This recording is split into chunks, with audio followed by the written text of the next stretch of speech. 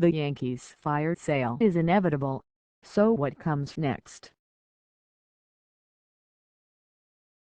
So the Yankees have won 2 in a row after dropping the first 2 games out of the All-Star break. Those wins may have bought them a few more days before the inevitable fire sale begins in the Bronx, but let's face facts, it's going to happen. I have been a proponent of letting this homestand play out before making any deals, and the Yankees will likely do that, but even if they're able to rattle off 4 or 5 more wins this week against the Orioles and Giants, what will that tell us? The rotation is still far too shaky to contend, as if the lineup, which has scored 10 runs in the past 4 games. They have a championship-caliber bullpen and little else, which is simply not enough to erase the sizable deficit in the AL East or jump the half-dozen teams standing between them and a wild-card berth. So what now?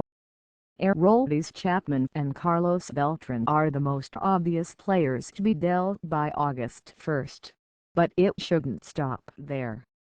If the Yankees are going to become sellers, then they should go into full sell mode.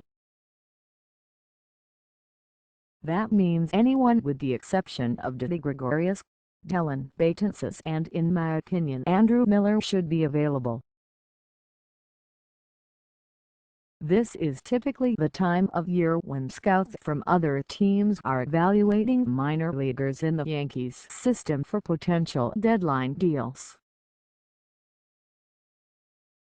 Now, it's the big leaguers being evaluated while the Yankees' own scouts scour the minors in an effort to find prospective trade partners. According to a source, the Yankees had at least 3 scouts in Columbus on Monday to watch the Indians' AAA club and right-hander Mike Clevinger, Cleveland's number 7 overall prospect. The Indians would seem like a natural fit for either Chapman or Miller, so it's no surprise that the Yankees would be looking at Cleveland's prospects. That's all part of the drill this time of year. But what about Nathan Eovaldi or Ivan Nova?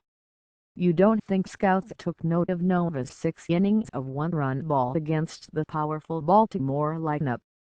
Nova insisted he's not paying attention to any trade talk, but with free agency looming at the end of the season, he knows anything is possible.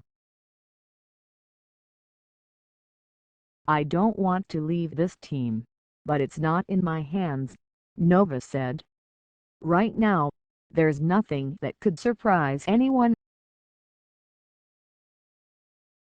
Eovaldi has already been attached to the Pirates, and with only 1 year remaining on his contract, the Yankees could ship him out this season, especially if they've decided they won't be signing him to a long-term deal a year from now. With that in mind, Tuesday's start could be viewed as an audition for the Pirates and the other scouts likely to be in attendance. As if the return to the rotation following his recent demotion wasn't enough to think about, could the trade chatter creep into Eovaldi's mind as well? I don't focus on it at all, Eovaldi said. I'm focused on what I need to do to help the team win. I want to go out and do well every outing. If that helps fuel the trade talk, that helps. Eovaldi has already been traded twice in his career, including the July 2012 deal that sent him from the Dodgers to the Marlins shortly after he had been assured by Los Angeles that he wasn't going anywhere. They told me I was untouchable and that I was a part of the future, Eovaldi said.